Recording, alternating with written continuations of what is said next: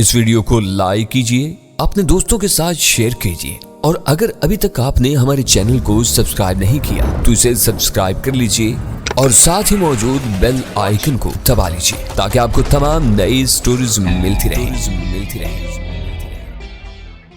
اور یوں معلوم ہوتا تھا گویا کسی نے سبز مخمل کا فرش دور تک بچھا رکھا تھا۔ مسافر اس دلچسپ نظارے میں کھوئے ہوئے تھے اور بس اڑی چلی جا رہی تھی۔ اب ہماری ایک طرف ایک چھوٹی سی ندی بہ رہی تھی اور دوسری طرف کھیتوں کا سلسلہ تھا، اور سڑک پر ندی کی جانب لوہے کی مضبوط ریلنگ لگی ہوئی تھی۔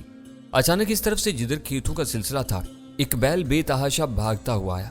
وہ ایک بے حد تندرست اور توانا بیل تھا اور وہ اپنے سینگوں کو نیچے کیے ہوئے دوڑا چلا رہا تھا۔ ڈرائیور نے اس بیل کو بھاگ کر سڑک کی جانب آتے دیکھ لیا اور اس نے ایک دم بریک لگا کر بس کی رفتار کو کم کرنے اور اسے روکنے کی کوشش کی، لیکن اس کی یہ کوشش کامیاب نہیں ہو سکی۔ برق رفتاری سے دوڑتی ہوئی بس بریک لگنے کے ساتھ ہی تیزی سے ایک جانب کو گھوم گئی اور ایک زوردار دھماکے کے ساتھ ریلنگ سے جا ٹکرائی۔ ریلنگ اتنی مضبوط تھی کہ اس زبردست تصادم کے باوجود بھی وہ ٹوٹی نہیں اور ٹیڑھی ہو گئی، لیکن اس شدید تصادم کے نتیجے میں بس سے الٹ گئی اور اس کے انجن میں آگ لگ گئی۔ ایک شور برپا ہو گیا، ساری بس میں کوہرام مچ گیا، سیٹیں ٹوٹ کر ایک دوسرے کے اوپر چڑھ گئیں اور ان کے درمیان پھنسے ہوئے انسان بری طرح چیخنے چلانے لگے۔ جس سیٹ پر فروزہ اور فرزانہ بیٹھی ہوئی تھیں وہ دونوں نیچے دب کر رہ گئی تھیں۔ میرے برابر بیٹھی ہوئی معزز خاتون لڑک کر بہت دور جا گری تھی اور خون میں نہا گئی تھی۔ میں خود سیٹ کے نیچے پھنسا ہوا تھا، ہر طرف آہو بکا اور شور و غل کا عالم تھا۔ بس ایک پہلو پر گر گئی تھی اور اس طرح تمام مسافر ایک دوسرے کے اوپر آن پڑے تھے۔ میں نے جھٹکے کے ساتھ ہی خود کو سیٹ کے نیچے سے نکالا، لیکن اب پوزیشن یہ تھی کہ تمام مسافر جو زندہ اور زخمی تھے یا مر چکے تھے بس کے اندر ایک طرح سے قید ہو کر رہ گئے تھے، کیونکہ ایک پہلو کے بل بس کے گر جانے کے باعث بس کا دروازہ اور اس کی طرف کی کھڑکیاں تو زمین سے لگ گئی تھیں اور دوسری طرف کا ایمرجنسی دروازہ اور اس طرف کی کھڑکیاں چھت کی طرف اونچی ہو گئی تھیں۔ بس کا حادثہ ہوتے ہی آس پاس کا ٹریفک رک گیا۔ اس اسنا میں نے چھلانگ لگا کر خود کو سیٹ کی قید سے نکالا اور میں فوری طور پر فروزہ اور فرزانہ کی طرف متوجہ ہوا۔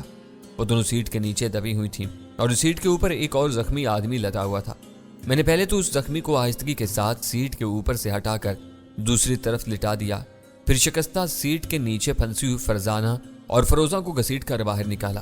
ان دونوں کے چہرے لہو لہان ہو رہے تھے۔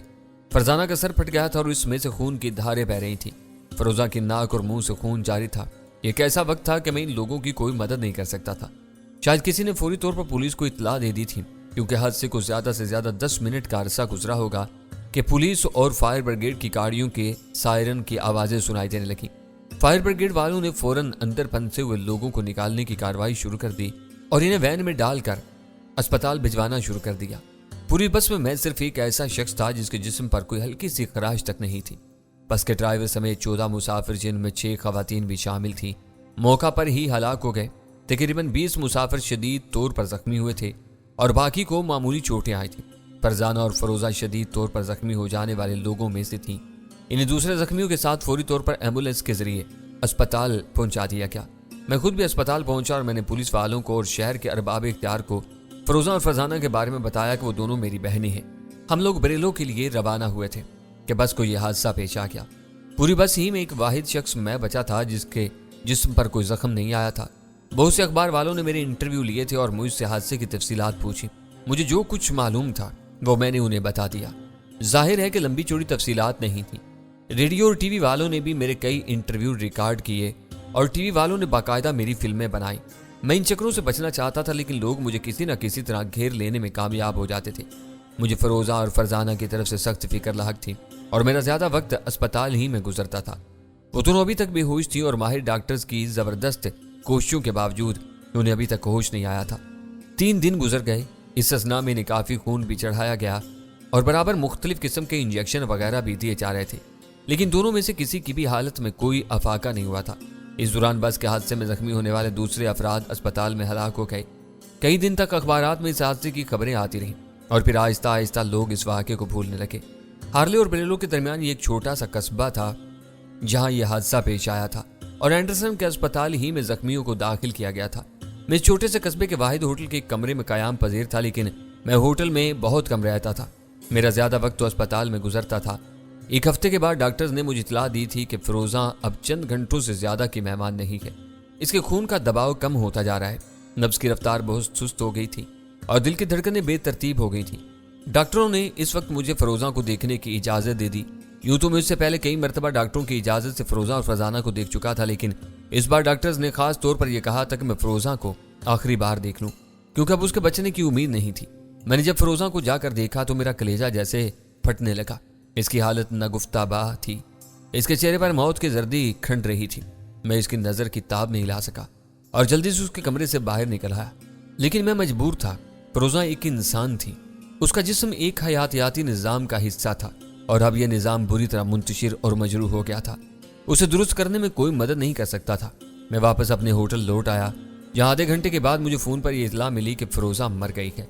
मैं फ़ौरन भागा हुआ दोबारा अस्पताल पहुँच गया।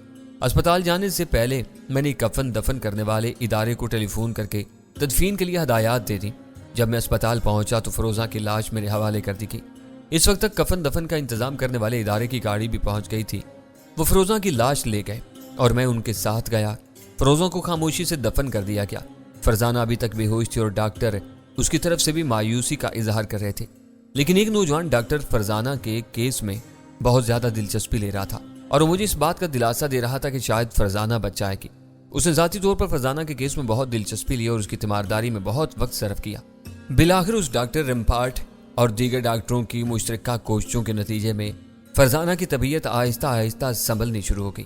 इस अरसे के दौरान में मैंने कस्बे के एक स्टोर में मुलाजमत भी कर ली थी और इस तरह मेरा वक्त भी गुजर जाता और कुछ पैसे भी हाथ आ जाते। फरजाना को मुकम्मल तौर पर सेहतयाब होने में 3 माह का अरसा लग गया था और इस दौरान उसने बारहा फिरोजा के बारे में मुझसे भी और डॉक्टरों से भी पूछा, लेकिन हम में से किसी ने भी उसे यह नहीं बताया कि फिरोजा मर चुकी है। डॉक्टरों ने सख्ती के साथ यह हदायत की थी कि फिलहाल कुछ अरसे तक इस खबर को फरजाना से छुपाए रखा जाए। हम लोग फरजाना को यह बता रहे थे कि फिरोजा एक दूसरे अस्पताल में दाखिल है। डॉक्टर इम्पार्ट की फरजाना से दिलचस्पी एक तरफा नहीं थी। फरजाना खुद भी ये महसूस कर रही थी कि डॉक्टर इम्पार्ट उसकी जानिब खसूसी तवज्जो दे रहा है और अपना बेशतर वक्त उसकी तीमारदारी में सर्फ कर रहा है। अब फरजाना को यह भी बताया जा चुका था कि फिरोजा मर चुकी है और आखिर एक दिन जबकि फरजाना की तबीयत काफ़ी बेहतर हो चुकी थी और उसे चंद रोज बाद अस्पताल से छुट्टी मिलने वाली थी, मैं फरजाना के कमरे में उसके पास बैठा हुआ था तो फरजाना अपने दिल की बात जुबान पर ले आई। डॉक्टर इम्पार्ट ने मुझसे शादी की दरख्वास्त की है, फरजाना ने झिझकते हुए मुझसे कहा, और मैं खुद भी ये चाहती हूँ कि अब सुकून की जिंदगी गुजारूं। अब्बू और फिरोजा की मौत के बाद मेरा दिल टूट गया है और मैं अपने अंदर इतनी सख्त नहीं पाती कि तुम्हारी हम सफ़र रह सकूं। मैं तमाम फ़ानी इंसानों की तरह एक फ़ानी इंसान हूँ। अपनी उम्र का तकरीबन आधा हिस्सा मैं गुजार चुकी हूँ और बकिया आधे हिस्से के बारे में मैं कुछ नहीं जानती।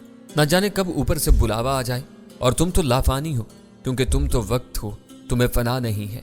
मैं अब तुम्हारा साथ नहीं दे सकती, मुझे आज़ाद कर दो। मैंने डॉक्टर की यह दरख्वास्त इस शर्त के साथ कबूल कर ली है को मेरा मजहब इख्तियार कर ले और वो इस बात पर बखुशी राजी हो गया है। मेरी तरफ से तुम आज़ाद हो फरजाना, मैंने कहा। मैं तुम्हें मुबारकबाद पेश करता हूँ और तुम्हारी और डॉक्टर की खुशगवार जिंदगी के लिए दुआ गो भी हूँ। मुझे वाकई इस बात का शदीद एहसास है कि प्रोफेसर और फरजाना के मर जाने के बाद तुम अपनी ज़िंदगी में एक गहरा खला महसूस कर रही होगी और इस खला को सिर्फ तुम इसी तरह पुर कर सकती हो कि अपने लिए कोई अच्छा सा जीवन साथी चुन लो। और डॉक्टर इम्पार्ट एक बहुत अच्छा आदमी है और अगर वो तुम्हारा मजहब भी कबूल करने के लिए तैयार है तो फिर तुम्हारी और उसकी शादी में कोई रुकावट हायल नहीं होनी चाहिए। हाँ जैक्सन, फरजाना ने उदास लहजे में कहा। मैं भी अब ये चाहती हूँ कि अपनी बकिया ज़िंदगी सुकून के साथ गुजार दूँ। अब्बू और फिरोजा के मर जाने के बाद अब मैं खुद को बहुत उदास और तन्हा पाती हूँ और इसमें कोई शक नहीं कि तुम्हारा साथ मेरे लिए बहुत खुशगवार साबित होता। लेकिन तुम भला किसके होकर रह सकती हो? तुम तो वक्त हो और वक्त हमेशा किसी का साथ तो नहीं दे सकता। तुम जिंदा रहोगे इसी तरह, जवान, तवाना, भरपूर और पुरजोश। मेरी उम्र ढल जाएगी, मैं बूढ़ी हो जाऊंगी, फिर एक दिन मेरा पैमाना हयात लबरेज हो जाएगा, लेकिन तुम इसी तरह रहोगे, जावदा और हर दम जवान। तुम ठीक कहती हो फरजाना, मैंने कहा। तुमने मेरी दास्तानों में सुना है कि मेरी जिंदगी में हजारों इंसान आए, लाखों इंसान आए, अनगिनत औरतें आईं और अपना अपना वक्त गुजारने के बाद चले गए। इनमें कौन भला मेरा साथ दे सकता था? इसलिए मैं हरगिज नहीं चाहूंगा कि तुम भी मेरी जात की असीर होकर रह जाओ। तुम जरूर शादी कर लो, मैं इस शादी में शरीक होऊंगा और उसके बाद फिर मैं किसी और तरफ निकल जाऊंगा। मैं तुम्हारी जिंदगी से हमेशा के लिए किनारा कशी इख्तियार कर लूंगा, फिर तुम मुझे कहीं नहीं देख सकोगी। अलबत्ता जब तक तुम जिंदा रहोगी मुझे महसूस करती रहोगी। کیونکہ میں ہر انسان کو ہمیشہ اپنے وجود کا احساس دلاتا رہتا ہوں۔ شکریہ جیکسن، فرزانہ نے جواب دیا۔ اب ڈاکٹر کے آنے کا وقت ہو گیا ہے، وہ آنے ہی والا ہے، اور بہتر ہوگا کہ اس کی موجودگی ہی میں تم اس کی اس تجویز پر اپنی خوشنودی کا اظہار کر دو۔ اس سے اسے کافی اطمینان حاصل ہوگا۔ جیسا تم چاہتی ہو ویسا ہی ہوگا فرزانہ، میں نے سکون کے ساتھ جواب دیا۔ اس کے کچھ دیر بعد ڈاکٹر رمپاٹ آ گیا اور مجھے وہاں دیکھ کر اس نے خوش دلی کا اظہار کیا تھا۔ وہ مجھے فرزانہ کے بھائی کی حیثیت سے جانتا تھا۔ فرزانہ نے اسے بتا دیا کہ وہ اس کی اور اپنی شادی کے موضوع پر مجھ سے گفتگو کر چکی ہے، اور پھر یہ کہ نہ صرف اس کی اس شادی پر مجھے کوئی اعتراض نہیں ہے، بلکہ میں اس فیصلے سے بہت خوش اور مطمئن ہوں۔ میں نے فرزانہ کی باتوں کی تصدیق کرتے ہوئے ڈاکٹر رمپاٹ کو اس کے اس فیصلے پر مبارکباد پیش کی۔ میرا خیال ہے کہ فرزانہ کو اب 2 دن سے زیادہ اسپتال میں رہنے کی ضرورت نہیں، ڈاکٹر نے کہا۔ اس کے بعد یہ بالکل ٹھیک ہو جائیں گی اور ایک نارمل اور صحت مند انسان کی حیثیت سے زندگی گزار سکیں گی، اور مجھے یقین ہے کہ میں انہیں خوش رکھ سکوں گا۔ لیکن تم جانتے ہو ڈاکٹر رمپاٹ کہ ہم مشرقی لوگ ہیں، میں نے مسکراتے ہوئے کہا۔ فرزانہ ایک مشرقی لڑکی اور مشرق و مغرب کی روایات میں بڑا فرق پایا جاتا ہے۔ اس بات کا خیال رکھنا کہ شروع میں تمہیں فرزانہ کو اپنے ماحول میں ڈھالنے میں کچھ دقتیں پیش آئیں گی، لیکن مجھے امید ہے کہ اگر تم اپنی کوششیں جاری رکھو گے تو جلد ہی تمہیں کامیابی حاصل ہو جائے گی اور تم لوگ ایک مثالی زندگی گزار سکو گے۔ شوہر اور بیوی کے درمیان ذہنی ینگانگت اور مفاہمت ہی وہ اصل چیز ہوتی ہے جو زندگی کو خوشگوار اور پرمسرت بناتی ہے۔ لیکن ایک بات میری سمجھ میں نہیں آئی مسٹر جیکسن، ڈاکٹر رمپاٹ نے مجھ سے مخاطب ہوتے ہوئے کہا۔ وہ کیا؟ میں نے اسے پوچھا۔ جہاں تک میری معلومات کا تعلق ہے، اور مجھے اس بات کا اعتراف ہے کہ اس معاملے میں میری معلومات زیادہ نہیں ہیں، جیکسن ایک غیر مسلم نام ہے، غالباً مسلمانوں میں نام نہیں ہوتا۔ پھر آپ کا نام جیکسن کس طرح ہے جبکہ آپ مسلمان ہیں اور فرزانہ کے بھائی بھی ہیں؟ ڈاکٹر رمپاٹ، میں سمجھ چکا ہوں کہ تم کیا جاننا چاہتے ہو، اس لیے بہتر ہے کہ میں تمہیں ساری بات پورے طور سے صحیح سمجھا دوں۔ میں نے باری باری فرزانہ اور ڈاکٹر رمپاٹ کی طرف دیکھتے ہوئے کہا۔ فرزانہ کی آنکھوں میں الجھن کے آثار تھے۔ بات یہ ہے ڈاکٹر رمپاٹ کہ میرا نام جیکسن ہی ہے اور میرا کسی ایک خاص مذہب سے کوئی تعلق نہیں، اور نہ ہی میں فرزانہ کا سگا بھائی ہوں۔ فرزانہ کے ابو نے مرتے وقت مجھے اس کا سرپرست مقرر کیا تھا، اور اس لحاظ سے میں اس کے بھائی کی جگہ ہوں۔ فرزانہ کا تعلق البتہ مسلمان خاندان سے تھا، اور بالعموم مسلمان لڑکیاں غیر مذاہب کے لوگوں سے شادی نہیں کرتی۔ اس لیے فرزانہ کی یہ شرط اپنی جگہ پر اہمیت رکھتی ہے کہ اگر تم اس کے ساتھ شادی کرنا چاہتے ہو تو تمہیں اس کا مذہب بھی اختیار کرنا ہوگا۔ میں فرزانہ کی یہ شرط منظور کر چکا ہوں، ڈاکٹر نے جواب دیا۔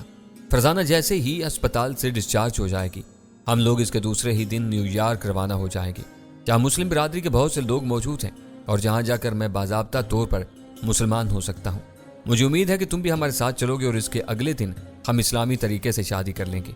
میں ضرور تمہارے ساتھ چلوں گا، میں نے جواب دیا۔ اگلے چند روز کے دوران تمام مراحل بخیر و خوبی طے ہو گئے۔ میں فرزانہ اور ڈاکٹر رمپاٹ کے ہمراہ نیو یارک روانہ ہو گیا تھا، جہاں کے ایک مسجد امام نے ڈاکٹر رمپاٹ کو بمشرف با اسلام کیا، اور انہی امام صاحب نے اگلے روز رمپاٹ اور فرزانہ کا نکاح پڑھا دیا۔ میں نے فرزانہ کو علیحدگی میں بتا دیا کہ اب میں اسے ہمیشہ کے لیے رخصت ہو رہا ہوں، اور پھر میں نیو یارک سے چل پڑا۔ ایک جہاز پر بیٹھ کر میں آسٹریلیا کی طرف روانہ ہو گیا۔ یورپ، شمالی امریکہ، جنوبی امریکہ، افریقہ اور ایشیا سے بہت دور اب میں آسٹریلیا کی طرف مائل بپرواز تھا۔ اب میں بالکل تنہا تھا، نہ پروفیسر خاور میرے ساتھ تھا، نہ فرزانہ اور نہ فروزہ۔ میں تھا اور میرے سامنے پھیلی ہوئی فضائے بسیط تھی، اور میری نظروں کے سامنے ایک بڑی دنیا منہ کھولے کھڑی تھی۔